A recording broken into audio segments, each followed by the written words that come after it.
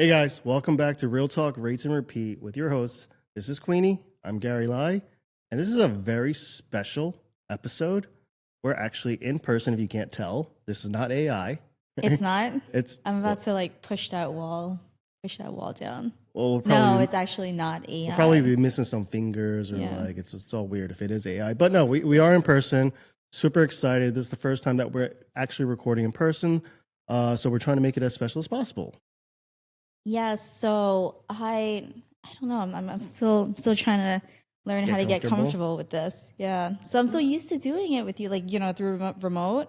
Yeah. It's a little different, but it's exciting. This is nice. It is I exciting. think the audience is gonna love this. Yeah. So we actually I'm just thinking about the topic we're gonna do, and I can't get my mind off it. That's why I'm like. Well, it was the first in person, so we want to make it a little bit more special. Is that what you call special? This is a pretty special story. I think it's pretty funny. I think it's a funny story. Okay. Yeah. All right. So then let's go. Dive in. Yeah. So we're going into our chaos corner. So our story comes out of Wayne, New Jersey, where I live right now. So I'm going to read a little bit. You have all the funny people in your neck of the woods. Yeah. Unfortunately, it's a very interesting area. So I'm going to read this. A pair of realtors are accused in a lawsuit of trying to keep buyers away from New Jersey home so they could use the place for sexual escapades, which were caught on camera, according to a report. So the homeowners filed a lawsuit in Passaic County on December 6th. This is a long time ago, so 2013. They're alleging that former Coldwell Banker realtors, not going to say their names, they intentionally priced the house in Wayne above market value so that they could use the home as a love nest in late 2011 and early 2012. So I'm not going to read like the whole thing. I'm just going to snort the whole time. I mean, it's pretty crazy. So according to the article, and there's actually video of it on 2020. So if you just Google Wayne, New Jersey realtor scandal, like it literally pops up. I'm not going to lie. Like right before, as you were speaking, I Googled Wayne, New Jersey sex couple real estate. And everything like popped there was up. like a bunch of articles that popped up, right? So you already know the names. Yeah. And you saw the videos? I didn't see, I saw the stills from the video. Okay. Yeah. So I know like the gist of what it's about. Right. I'm more disturbed for the sellers, to be honest. Well, let's just go through the whole thing. So obviously, so the listing agent priced it significantly higher than what market value was, so that way they don't get as much sort of traction. Allegedly, right? But then they also had obviously like home security cameras. This is 2013, so they were just coming popular. They recorded they saw the agents coming in every once in a while. I guess they were making out, and they caught them a few clips in bed. They had cameras inside the house too. Yeah. Because it was a vacant property that they used, that they were selling because they moved to a different town, so they were trying to sell it off. I think they said that it captured about 8 times. 8 times. Yeah.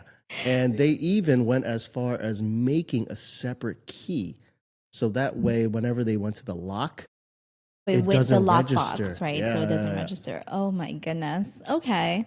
Yeah. So the homeowners found out, obviously, because they're so actually the way they got caught was that I think the police showed up to the house because the lights were on, and they knew. Then obviously, it's a small suburban town. Yeah. The cops knew that there wasn't supposed to be anybody in there. They knocked on the door. Maybe like a neighbor called in or something, right? Yeah. So then supposedly the listing agent, the male, went to the door, was buckling his pants. And they're like, "Oh, what are you doing there?" And the guy said that they were getting ready for an open house. With your pants off. They're changing. Right? He was changing into a new outfit for the open house at 9 p.m. At 9 p.m. on a Friday, typically the typical time for open houses. Oh, yeah, of course. No problem. Yeah. Then they called the homeowner, and the homeowner was like, just thought, yeah, okay, yeah. I guess they're trying to set up for tomorrow's open house. And then it didn't seem right with them. And then they went back and looked at the video evidence, and there was like, yo, they're like having sex. I have some questions. So I have many questions. I have so many. Well, okay. First off, did they not know the homeowners put cameras in the house? Like, how did that get? That's the thing. So I think back then, obviously, this was 2011, 2012, right? Mm-hmm. So a lot of home cameras like Ring's, Nest probably were just coming out, so it probably wasn't commonplace. But what's crazy and it's interesting to me is if you look at the 2020, because 2020 did did a segment on it, they show like clips from the house or the home videos, and you see them, they're making out, and then they look directly at the camera. Like, doesn't that tell you something? And the cameras, I would imagine back then wouldn't be like microscopic, right? No, Like they're like no, a good, they're like probably 4x4 bricks. or whatnot. Yeah. So that's kind of bizarre. I mean, maybe they were just so in the mood that they just didn't care. I don't know. I mean, you've got to be really in the mood to not care when your job's also on the line and you're now being filmed in a sexual act. Like, how do you not care about that, right? Oh, 100%. Okay. Well, second question. Obviously, I can't answer them for these people because I'm not the one that actually did this. It's just like things that come to mind, right? Like, so were they like both in relationships and married, and this was an affair? Yeah. So that is actually something that was in the they were. I guess you want to say they were married. All right, who knows now? Both married. Yeah. They both work for the same company. Okay, so that explains it needing to be not at their home. Yeah. And then they probably didn't want to pay for it in a hotel all the time, and this listing is now available. So, I mean, I'm not justifying it. I'm just trying to paint the story here. So, okay, that makes a lot of sense. It doesn't make, but yeah. I don't know. Okay. Yeah. So anyway, obviously became a very big scandal in obviously town. All right. And also in the real estate industry because 100%. Surrounding areas. On the like, it's not really off topic, but on the side, it's kind of like, when you're a real estate agent, it's a very professional job. Mm-hmm. These homeowners are trusting you with their properties. Yeah. I don't think that they're going into it hiring you to sell their property. They're thinking, do I have to make sure that like my privacy isn't being invaded? My property isn't being used in ways that I didn't expect it to be used. Like these aren't thoughts that they would think they had to think about. And then now it kind of brings this all up to the forefront. Like for other agents who probably are professional too, where now homeowners are going out saying, okay, well, we have to sign a disclosure, make sure you're not using the property in ways you shouldn't be using it or whatever the case may be. Yeah. I mean, there's obviously always code of ethics, right? And then, there's code of ethics with everything you do. It's just a matter of you follow it or not. Yeah. It doesn't matter what you follow it, but also like, part of the part of your responsibility as a real estate agent is to price it, accordingly to what you think the market is. Mm-hmm. So if you're pricing it above market already, you already have that intention, I feel, in your mind that, hey, I like this property. I want to use it for my own personal gains. Yeah, and there's no professionalism in that at all. Not at all. Because you do not at that point have your client's best interest in mind. No, you have your own best interest. Yeah. You're thinking the guy was thinking with his other head, not like, his business mind. It was crazy. But, it's not actually the first story, though, that you hear of people using their listings inappropriately, Right. I mean, I feel like in other episodes, we've already talked about like a bunch of other, but then it's not about the agent using the listing inappropriately. It's just about inappropriate things happening in the property we've spoken about. Yeah. So there was another one that I was actually reading about this morning, that there was a listing agent. It wasn't around here, but they used the property to host their family for like a holiday, like July 4th thing. And the homeowners, they saw it by camera. This actually was there's a story from last year. They text the agent like, "Hey, looks like you're having a nice party. Are we invited?" They were just like, "What are you doing in our property?" Yeah. And they're like, "Oh, we were just trying to show it off, but it actually wasn't. It wasn't You're showing it off with your whole family there. They're having a dinner. Family. Yeah, that's crazy. Yeah. So I mean, that, like I said, it goes back to our main topic of what we want to talk about is obviously your ethics on these properties, right? And most importantly, I think is your reputation. Because in the real estate industry, your biggest asset is your reputation. Right. That's how you win deals and that's how you lose deals sometimes, is based upon your reputation. Okay, so going back to the Wayne, New Jersey, what do we tag this this story? Wayne, New Jersey. I don't Well, even I mean, know. I Googled sex couple real estate. So I guess that we're just going to call it that. Wayne, New Jersey, sex couple real estate. So yeah, So, when I did, I Googled the first time because I was out to lunch with a real estate agent and she told me about this story. And, she didn't tell me the names of the agents, but she was like, oh, it's very easy to Google. I was like, yeah. okay. So I just went on Wayne, New Jersey, real estate, sex scandal.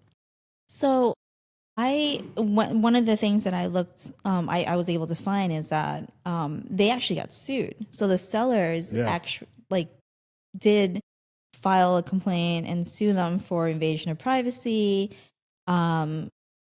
infliction of emotional distress, breach of contract, trespass of land, and other civil counts. Right? Do you know if anything came of it? So I do know that the listing agent, the male, he actually obviously they both got fired from the previous firm, right?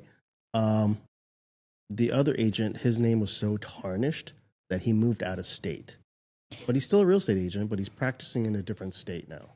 But she is She thriving right now, though. Is a top real estate agent. We're gonna get in trouble for talking about this. I mean, we're not naming any names. Google is public. But yeah, she's thriving. She's a top agent in Wayne. And obviously, supposedly she's still married to the same person. Yeah, I can see the look. You're just like, oh. I don't even. Yeah. No comment on that. But just, quick search. It looks like a consent order was issued for, by regulatory authorities as a final decision.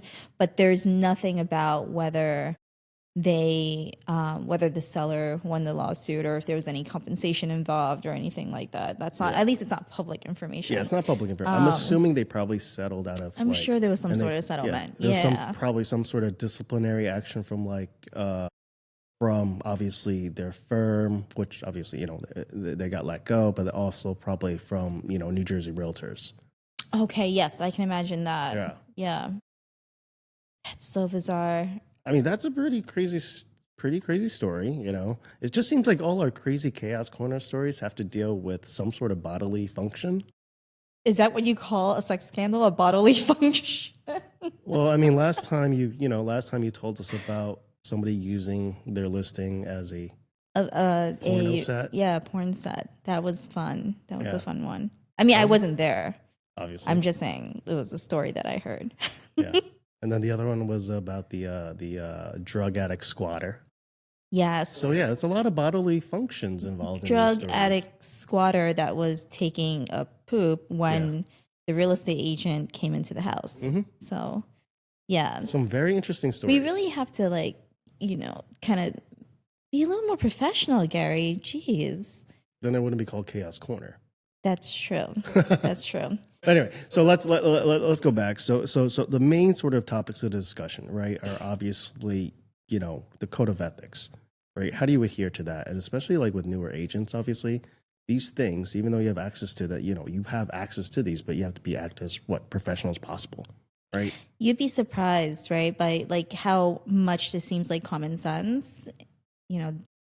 Do not use your client's home for things that isn't listing related or selling related, but how often this comes up where people would, misuse their task. Yeah. But I mean, I guess it goes back to, a lot of agents use their listings to host, right? Do functions. They? Well, functions. They obviously do broker opens. Right. They're having but that's with their client's best interest in mind, right? Like if you do a broker open or if you do a new development show, I can't even think of the word for it, but if you're showing the property and you want to tag an event to it just to bring it exposure, that's a different story. But when you're Yeah. using it without the intention of giving it exposure, without the intention of it selling with that activity, with that event, then that's not professional. That has nothing to do with your job. Nothing. Like, it's crazy. It just seems like it happens in New Jersey more often than No, anywhere that else. can't be. No, I can't. We They need can't more be, I'm stories. We sure. need more stories in New York. So, if you're listening, if you're a listener coming in from New York or any other state besides New Jersey, let us know. We want other stories, not just based in New Jersey. I mean, we're crazy in New Jersey, but we've come heard on. a bunch from out of state as well that Yeah. we're not at liberty to talk about Yeah. at the moment. But it does happen not just in New Jersey. It happens in California. A lot of squatter stories, surprisingly. Yeah, because their mansions are all there. Yeah. It's probably a little easier to get in there than getting into like a penthouse in Manhattan. Yeah. Imagine like a homeless person trying to get through like lobby and security and doorman to go into a penthouse in Manhattan to squat there. Like, it's just not an easy feat, right? So finding squatters in Manhattan is a little harder, I think, just for, security purposes. But finding, I guess, agents that misuse listings would be a little easier because they already have the access, right? Yeah. So, Well, it's surprising. This isn't the only story that I've heard of people actually, doing things at listings. doing things. Yeah. Yeah. Because there's actually, so supposedly there was actually a story of a lender and a real estate agent hooking up after an open house in Manhattan. But this was a little bit after what the proposed purpose was, right? They had an open house. I don't know what happened at the open house in order for them to, Sparks flew and chemistry and all this stuff. They're talking about money and yeah. mortgages. That's a very sexy topic. Yes. Tax Bank returns, statements, interest large rates. deposits. Yeah, large. Oh, that's probably large deposit. Yeah. So I no idea, but yeah, that happened. It was a little bit scandalous, obviously. And the biggest thing was their reputation, right? Because real estate's all about reputation. Supposedly this lender, he actually moved out of state to Dallas. Too much information right now. My mind is like spinning. I'm like, Dallas, names, lender from New York. Yeah. So, they, the biggest thing is obviously reputation. So would you risk your reputation to do something like this? Well, it's kind of crazy to me. In this industry, everything is built on reputation, actually. Whether 100%. you are an attorney, like a real estate attorney, title person, lender, real estate agent, you get your business through word of mouth. You can do so many open houses. You can go to so many events, hold as many webinars you want, but at the end of the day, sustainability comes from word of mouth. It's word of mouth. And like I said, the reputation is the biggest thing too, because nowadays, especially with Google, everything like that, they could just literally just Google your name and it comes up. In this case with the Wayne sex scandal, you can literally Google that person's name and it pops up. I mean, you don't even need to Google the name. Like, it just... No, but that's the first thing that people do, right? Right. It's just like when one of your realtors refer you a deal, they're like, oh, Queenie from Cliffco was probably the number one thing they do. Queenie. Yeah. I mean, with a name like that, it's kind of like... Well, like with anything, right? Because they're going to want to know, well, if I give this person a chance, who are they? What do they do? Yeah. Like I've had instances when I was a lender that people were like, oh, I saw on your, what was it? I saw on your Facebook, you like golf or something. And I'm like, oh, you looked me up. Yeah. It was surprising the first few times. Well, I think also a lot of clients want to make sure that they're speaking to a real person, right? Yeah. So scams. Yeah. that's also another piece of the whole reputation part, because I've actually had clients tell me straight up, like, oh yeah, I looked you up on LinkedIn, or I Googled you because I wanted to make sure you're a real person and I'm not talking to a bot, or that I'm just a dialer, right? And then I was gonna, send them off to someone else. So, that's definitely, a thing. You want to keep your online presence clean. As a matter of fact, nowadays, a lot of companies have compliance companies that come in to make sure that your social media is scrubbed clean and compliant, and there aren't things that's going to make the company look bad. Yeah. I mean, Right. that's more about like your actions as far as on social media, right? Like you don't want to, obviously, you know, this speaks to like the newer agents, newer lenders out there. Like whatever you have on your own personal social media is a forget. It's game. It's game for anything. Like they can take a look at everything and things like Yeah. that, right? So just make sure of what you're posting. Don't post anything about what politics, But yeah, no religion. politics, religion. Yeah, I mean, again, a lot of times, a lot of this stuff seems pretty common sense, but you'll be surprised at how often people kind of like get unhinged and just word vomit to the public. Yes. Or text vomit in that case. Yeah. I'm still thinking about the New York lender and real estate agent, trying to figure out who these two Probably people not, because are. this happened a while ago. This happened a while ago too, Oh, and okay. I heard it from word of mouth. Like obviously, I'm like, oh, what happened to that person? They're like, oh, I was like, oh, okay, yeah, yeah. They obviously don't go to any more of the events. Yeah, I think like that's just I can't imagine them just kind of showing up still, but yeah, okay, interesting. Yeah, so it's more. I guess it's more common, right, Mm. than anything. Well, back to Wayne, New Jersey. All right, let's go. So the agent is still thriving. Yes. Did the listing sell? It's been like 10 years. I'm assuming, yeah. So obviously, 15 years now. I'm assuming they did sell. The addresses. What the address is. Yeah, Okay. I mean, you can literally see the address, and there's family living there. It was a very nice house. At that time, this is 2012, 2013. It was listed for $600,000. I think the house right now is worth anywhere from 1.8 to $2 million. Okay, Yeah. so everyone's happy now. Everybody's yeah. I mean, they as happy as they can be, I guess. But like I said, this happened about 10 years ago. But obviously, it was a crazy story that somebody told me, and I was like, we have to talk about this. Yeah, yeah.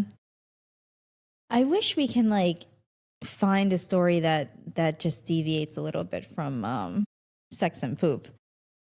I mean, we can definitely talk, right? So more stories about the Chaos Corner are. So I read this off Reddit. Oh God. Yes, Didn't we do a whole episode on Reddit? On Reddit, yes, yeah. we did. Yes, we did. So this one was basically a sale, cash to close, not clear to close. And I think did we talk about this one where the seller passes away?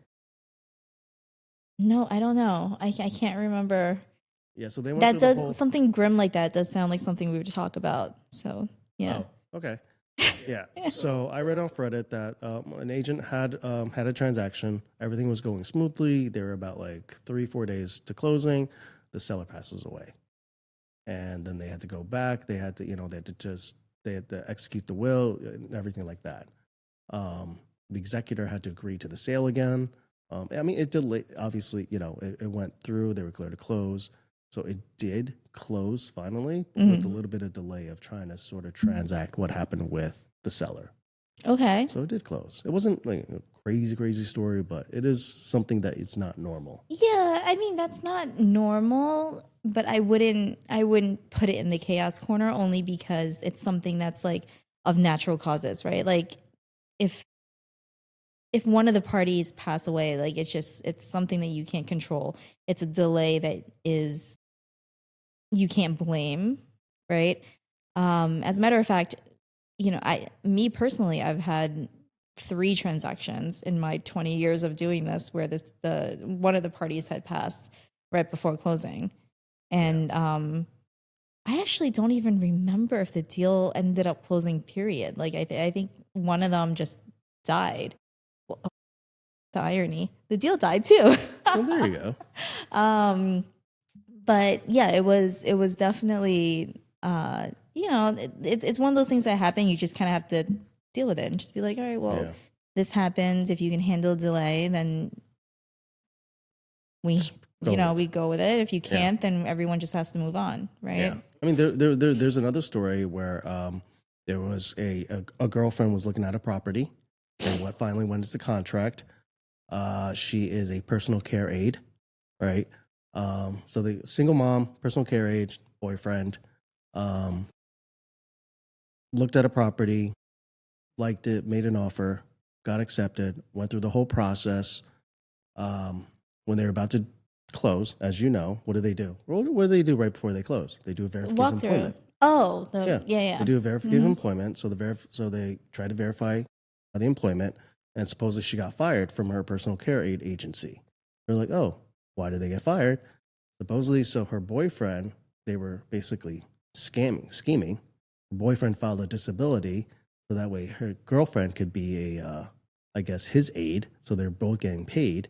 Once they found out they got fired, she obviously lost the loan. She couldn't qualify for the loan anymore, and she lost her deposit Yeah. I mean, because you already went through a finance contingency. You already went through everything. You oh, already had your okay. commitment issued. Okay.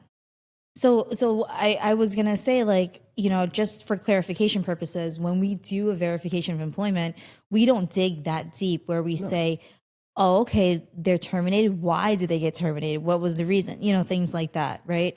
But then when you mentioned her losing the deposit, that sort of now makes sense because maybe the the seller was trying to figure out a way to give her back her deposit in a sense, right? Like if it wasn't her fault and she just got laid off, right? Then maybe there is some grounds if everyone's nice to be like, okay, here's the deposit back. I understand you didn't mean for this to happen, but that's possibly one of the reasons why they dug a little deeper to see Oh, like 100%. why Yeah. did she get terminated?